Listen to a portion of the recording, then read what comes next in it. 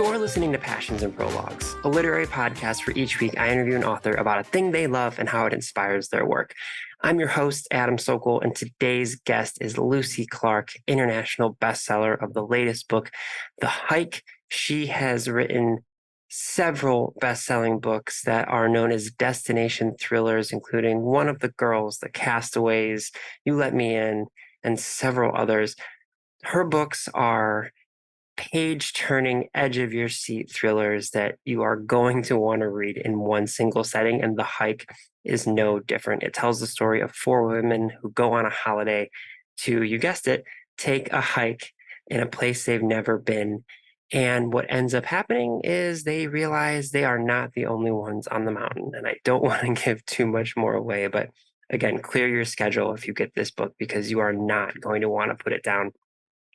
Our discussion today is all about Lucy's passion for surfing and how she discovered it, what it does for her and her personal life and her mental health, and how it kind of helps kind of refresh her brain for when she gets back to the writing process. And then we also transitioned and dovetailed just a little bit into a conversation about her destination thrillers and what that means for her as an author, all these different places that she's gone and really done the work and seen all the little nooks and crannies and the atmosphere that really fleshes out a world and makes it real for the reader. It's a really, really great conversation with an extremely talented and wonderful person. I think you're very much going to love this conversation, and I know you're going to love The Hike. When you get done with this book, in most likely one sitting, if you're looking for another book that is somewhat similar, I really, really loved Near the Bone by Christina Henry. This came out a few years ago at this point. It's a little more horror than Lucy Clarke's novels, but it is that time of year. We are in September now, so it is the spooky season. Near the Bone tells the story of a woman who is trapped on a mountain as she's trying to survive more than one monster. It's very, very scary. It is very, very heart-racing again, but I really, really love Christina Henry's writing. I have read just about everything that she has written. And so Near the Bone is a really, really good kind of pairing novel with Lucy Clarke's The Hike. If you ever want to get a hold of me, you can find me at passionsandprologues@gmail.com. You can also find me at Passions and Prologues on TikTok, Instagram, and YouTube. I'm posting clips there. If you want to see some videos of each of these episodes, you can find me on YouTube over there. And then just really quickly, if you missed last week's episode, you're going to want to go back and check that out with Angie Kim, who is the current Good Morning America book club pick author as well. So really good stuff there. So in case you missed that episode from Labor Day or whatever reason, go back and check that out. I think you're really going to love it. Okay, I'm not going to keep you any longer. I hope you enjoyed this conversation with Lucy Clarke, author of The Hike on Passions and Prologues.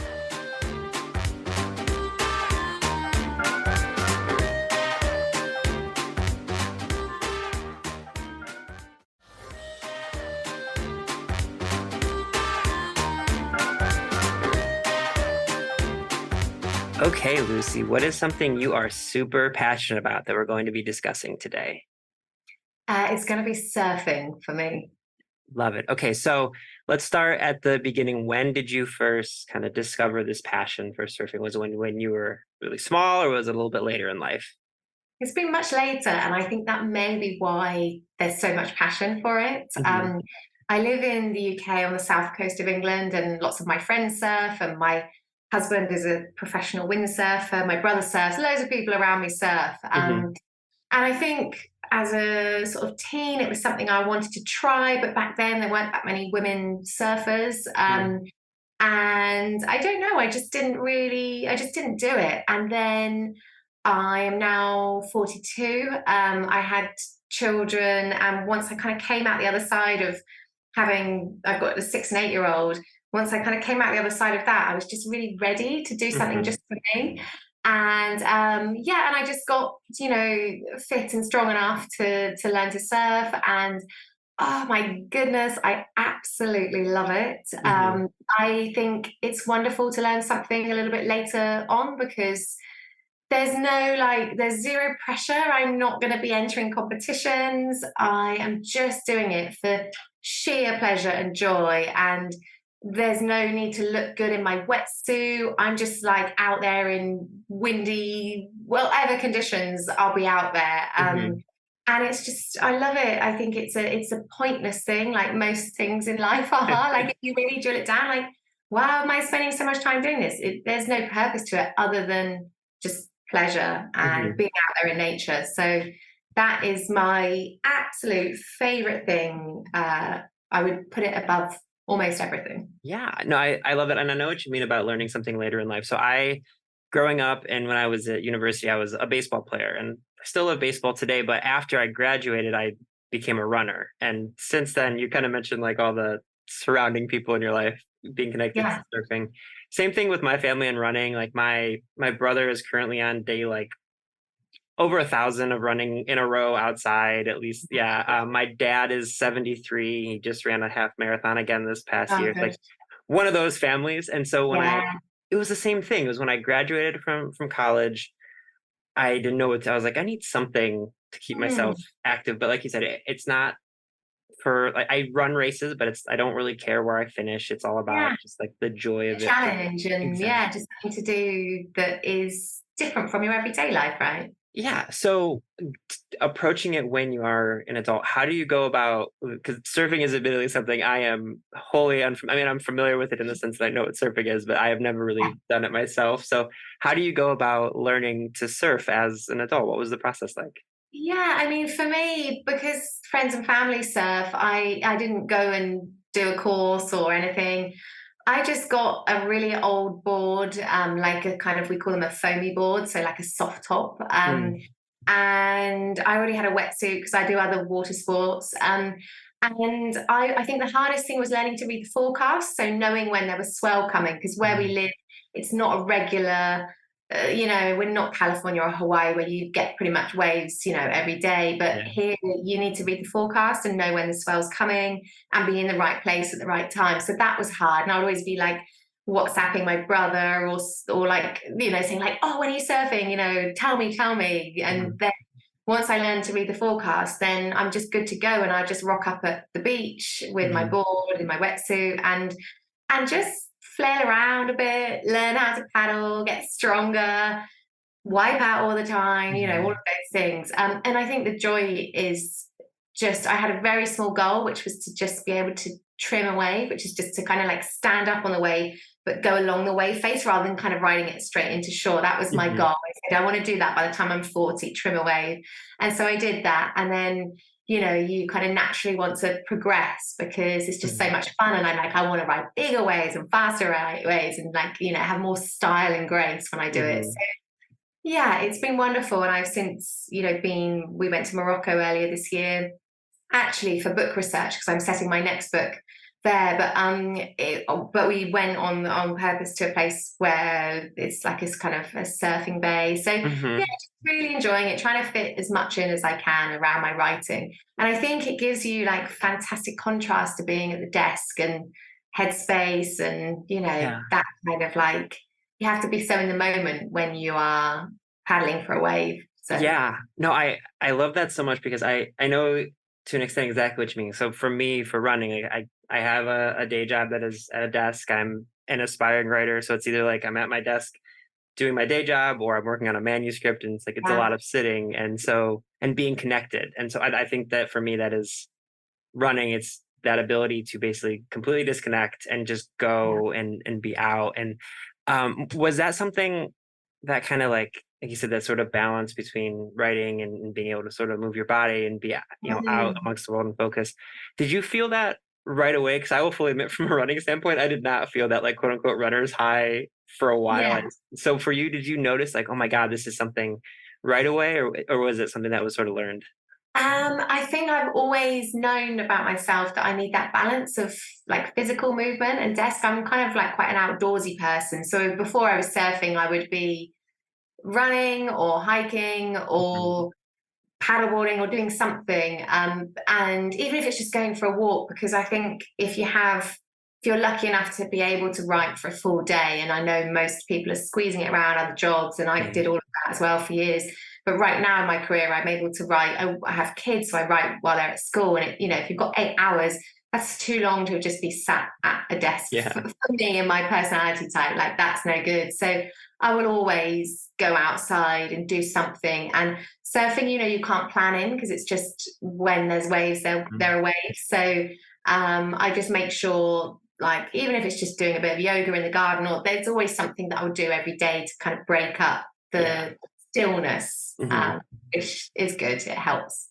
Yeah, I remember I've had so many authors basically tell me, like full-time authors, talking about how their quote unquote day job of being a writer is really like doing all the things around writing and like avoiding, like Lee Child told me, he's like, if it's an 8-hour writing day, I probably write for 90 minutes and the rest of it is just thinking about or avoiding writing. I was like, Yeah, absolutely. I would say, like, this last year, my 70% of my working hours, I'm not writing. It is like doing other stuff to do with scripts or publicity or admin or Zoom meetings or cover design or whatever it is, just so much is not writing, and I think getting that balance can be hard. I had a month in the summer in July where I just kind of cleared my desk of extra stuff, and I think it helped. Everyone goes on holiday, so it's quite quiet, and I wasn't getting 1,000 emails a day, and it was so nice. I was like, oh my gosh, I can actually like write without all the other stuff going on. But then you kind of get to the end of that period, and actually for me, I think I really like a balance of doing a good chunk of writing every day, some of the kind of like business side of being an author, and then the outdoor stuff too. And if, like, a perfect day might be like 4 hours writing, 2 hours of other author businessy stuff, and then like an hour outdoors and an hour eating good food, like that's a perfect, right? That's a perfect day. that's a full day. That's a great day right there. Yeah. Speaking of like the being outdoors and the surfing aspect and how it sort of connects to the actual business side of being an author, I'm curious for you. Like I said, running for me is very much clearing my head, but it also is ideas percolate all the time. So does the getting outside and surfing and doing those things, do you think there is any sort of connection between that and the writing you're doing, or is it specific? Is it like entirely a time for you to kind of clear your brain and not think about things? With surfing, it's definitely a clear my brain and not think. I think because I'm such a learner still with it, there's so much I'm having to kind of think about. And when you're in the sea, you're kind of contending with all the elements and trying to like make sure you're in the right place at the right time. And there's no headspace for other thought. I think that's why I like it, because I get in the sea and I don't think about anything else until I come back out. But if I was to go for a run or a walk, it would actually leave me quite open to just mulling. And I really like that too. That's like a different thing. If I'm in the middle of a plot tangle, I would love to go for a walk or a run and just let things percolate. And they don't always come to a satisfying conclusion just by doing it. But quite often you get, just a little something, a nugget unlocks while you're out. That you brought up an interesting point that I wanted to ask you about. I love asking like thriller mystery writers about this concept of, because anytime, and you would know this even more than me, but like anytime someone reads a thriller or a mystery, like I feel like, this frustrates me as a reader, so I'm sure it frustrates you as an author, like if people don't love the twists, they say that, well, that wasn't a good book, which I hate, because in my mind, I'm like, if I enjoyed the process of reading the whole story, that makes it a good book. But I'm curious from your writing standpoint, how you approach getting yourself into a seemingly unsolvable aspect of a story and then solving it, like your latest book, The Hike, which we'll get into in just a moment. Like, I assume it's a lot about putting people in a specific place that they can get away from. Like, how do you, I guess this is like a long-winded way of asking if you're a plotter or a pantser when it comes to the parts of a book that keep people wanting to turn the page. Yeah, I think I sort of fall between the stools of being a plotter and a pantser. I feel like The Hike is my 8th novel, and I don't have a set process. I think I've sort of tried different things with every book, and each book just opens me up to the process in a different way. When I'm writing, like with The Hike, for example, I didn't know what the main twist would be. I didn't know who was going to die when I started. It was very much the concept was set for women out on a trail in the wilderness Mhm. and see what happens to them. And that's kind of what I did. I got to know my women. There's four key protagonists who have been friends for life, and they go on holiday each year together, and they take it in turns to choose where they'll go. And this one year, it's Liz's turn. She's kind of a bit more of a straight liner than the other characters. She's a GP. She has two young children, a marriage that's failing. And she just is thirsting for something a bit different. And she decides, right, I don't want to sit by a pool and drink cocktails. I need to do something. I need to get out. I need to kind of like push myself out of my comfort zone. And she says to her mates, guys, this is what I want to do this year. And they are just like, oh my God, we're meant to be on holiday. You want me to hike up a mountain for 4 days with a tent on my back. This sounds awful. But because they are her, old friends, they show up for her and they do it. So that's kind of what I had to start with the novel. It was like, it's going to be Norway and it's for women and it's a hike. And everything else just unfolds in the writing. And I tend to have to do a lot of drafts because it might be my first draft, which happened with the hike. I got to a kind of conclusion that just didn't work at all. I kind of built up all this tension and didn't know where to take it. And so then you have to kind of like go back, and like the clues are always in what you've written. So I'd like go back and unpeel a few more layers and think, oh, okay, so the story isn't about that. This is the tension strand I need to pull on more strongly. And that's kind of how I find my way through the story and the structure. That's so interesting because I'm always fascinated because obviously you as an author have no way of knowing what, like you said, what piece of tension is going to stick with readers.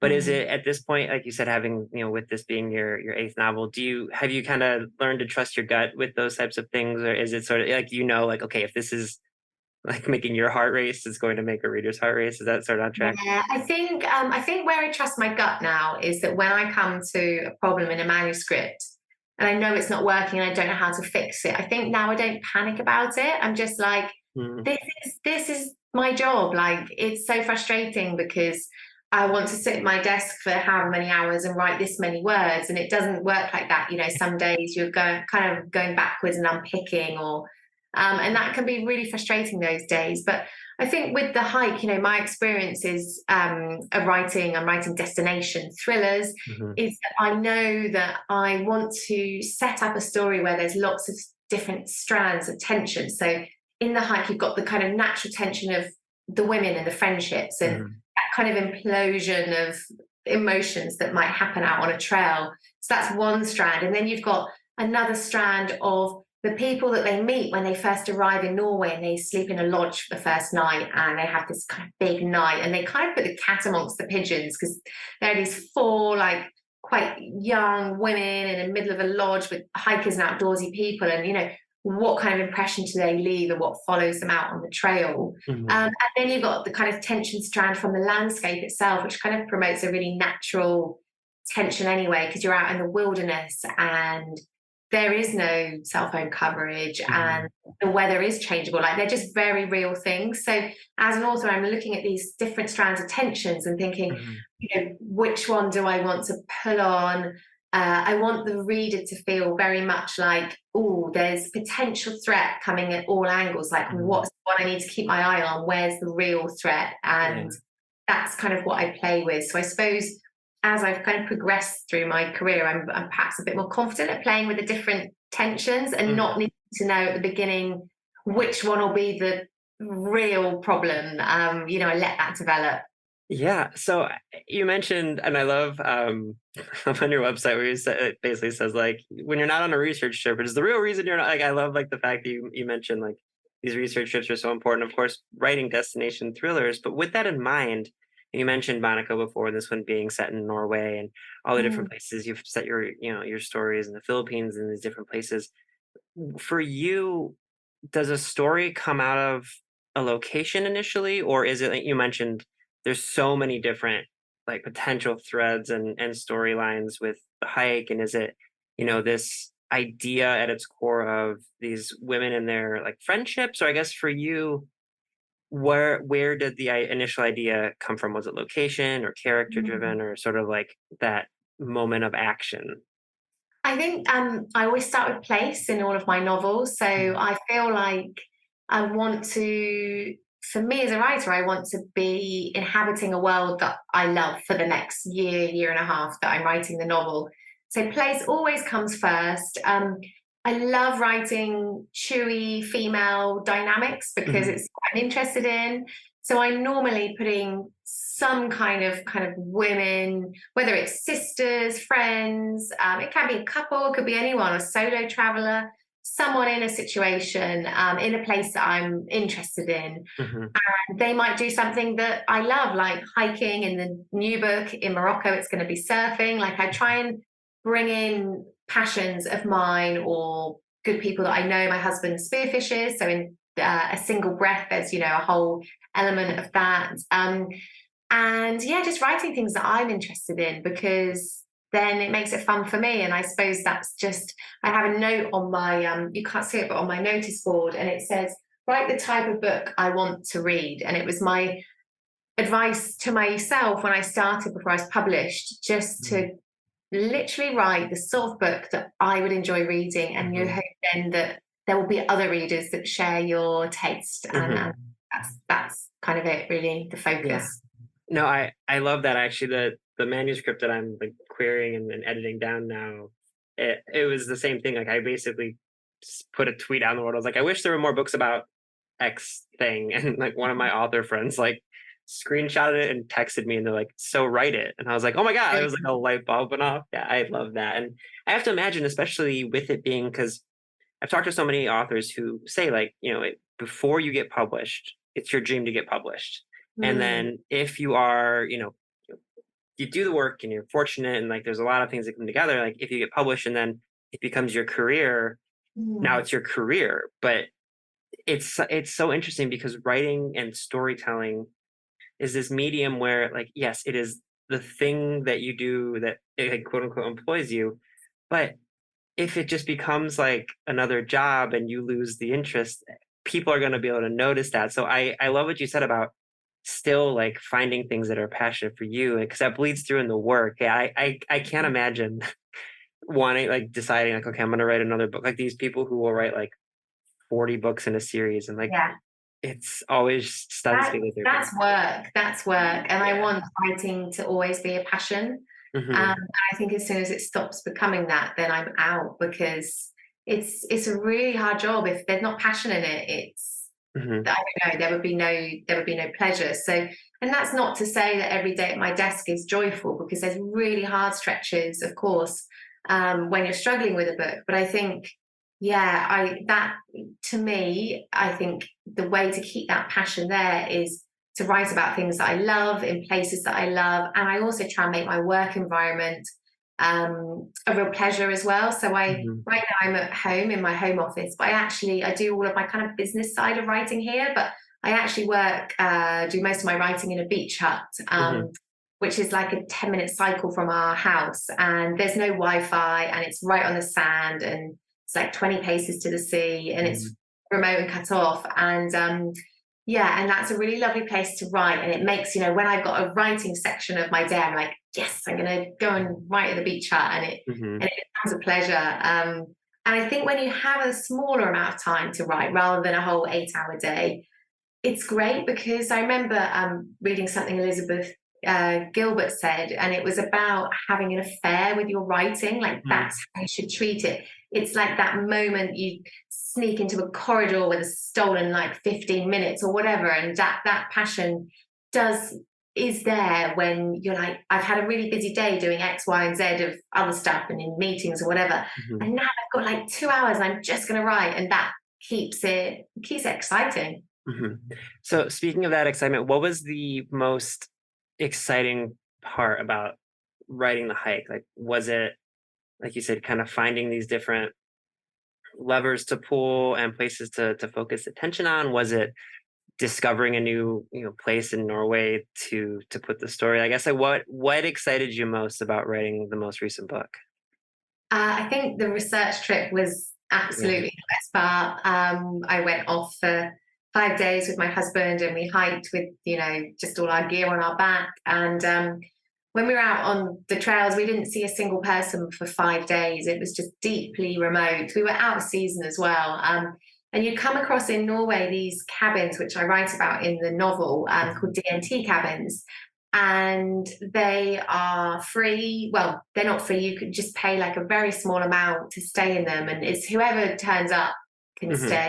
Like you would never, they were originally built so that people who are out in snowy, frigid conditions have a safe harbour, really. And so, yeah, they're dotted around. They're all really just beautiful timber, simple structures with a wood stove. And yeah, you might be hiking all day and you've seen this like DNT cabin marked on a map, and you think, is there going to be one here? Is there though? Because I see nothing except like mountain peaks or whatever it is. And we took tents with us. We took a tent because we just were like, what if we don't find one and we're stuck? It's dangerous. You kind of need to like either be very familiar with the territory or take precautions. So we carried tents.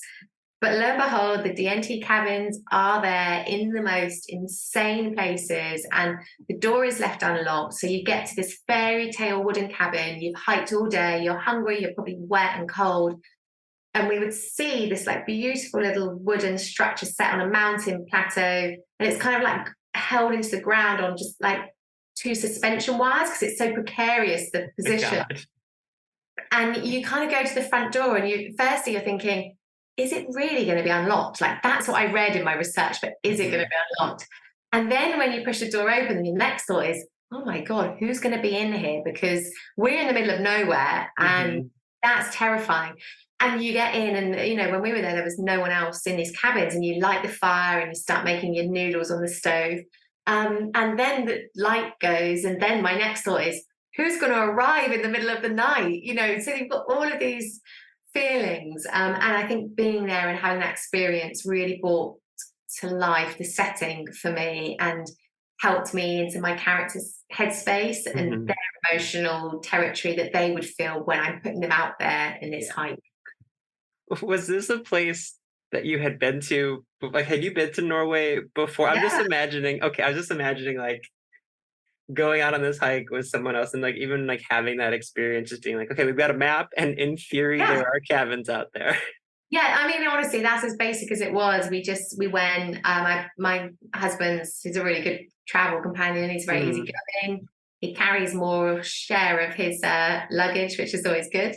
And yeah, he was fine. There was no plan. Like when we set out, I bought just like a really good hiking map. Well, it's just a map. It wasn't even a hiking map, just a really good like topographical map. And and we just were like, oh, when we arrived in Norway, we didn't even know where we were going to go because we wanted to see like where I had a couple of ideas, but we wanted to see what the weather was doing. And so we looked at the forecast and we're like, okay, well, actually it's going to be drier in this part of Norway. So let's do a 4-hour drive, not the 2-hour drive, and get up to here. And then, we just set off, and it was great. It was just a real adventure, and like terrifying at times as well, because you're out in the middle of nowhere and no one knows where you are. And I'm thinking, we're making all the mistakes that someone would make in a film. Like, we've told no one, we have no cell phone coverage, like we haven't even packed enough food, like what, kind of all the basic things that suddenly you're just like, oh, this is why people make mistakes. Yeah, they're doing it. I was just gonna say, I like while reading the book, like I was struck. I was like, oh my God, this feels so authentic. And now I know why, because you genuinely you put yourself in that situation. That's it. Yeah, I do the research. I do. And actually, when another book that I love the research, was probably my other favorite in terms of the research element, was The Blue, which is my third novel. And that is set on a yacht in the Philippines. And I was paid a really tiny advance for the book back then, and I basically spent it all going out to the Philippines for 6 weeks, and I've never been there. I'd never sailed a yacht. And we met up with a blogger that had been following, who blogged from this yacht that her and her husband sailed on around the Philippines. And I'd been asking her loads of research questions. And then I said, look, I'm coming out. Can we meet for a drink? And she said, sure. And we met for a drink one evening on this bar where it had stilts and it was over the water, and she'd moored up, her and her husband, an Australian couple, had moored their tender to the bar. And we had a lovely chat. And she said, look, to be honest, the best way for you to experience sailing in the Philippines is just to come on board and do it. Sail in the Philippines, yeah. And I was looking at my husband like, do we trust them? Are we going to be in like the plot of one of my books right now? Two young travelers go aboard the yacht, aren't seen again. But we thought, yeah, they seem nice. Let's do it. So we took the tender out to their yacht, and we spent the next week sleeping on the deck of their boat beneath a mosquito net and just sailing around these incredible remote bays and islands. And, that was a really wonderful, special experience that I would never have had it not been for writing. And it just, again, made the book completely come to life. So the research is a pleasure, but it is also, for me, feels like a very essential part of the writing process. Yeah, it's very, very necessary. And wow, I feel like I could ask you questions about your various research trips for forever and ever, but you've been extremely gracious. I have one more question for you.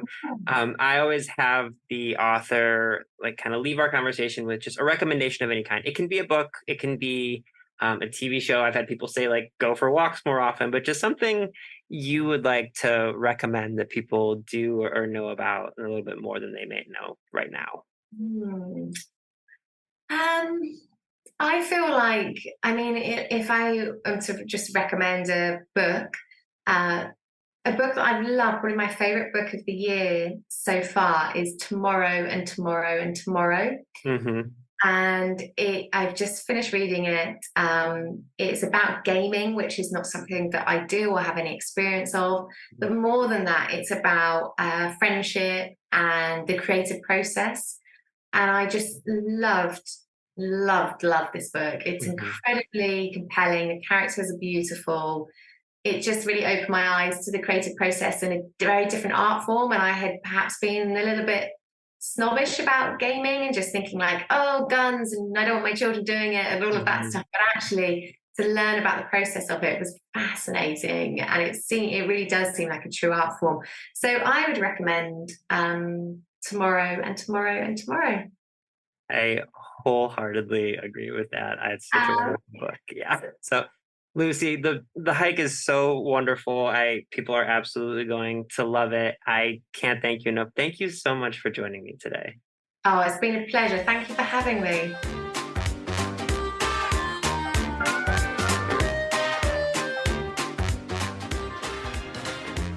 Passions and Prologues is proud to be an evergreen podcast and was created by Adam Sokol. It was produced by Adam Sokol and Sean Rule Hoffman. And if you are interested in this podcast and any other evergreen podcast, you can go to evergreenpodcast.com to discover all the different stories we have to tell.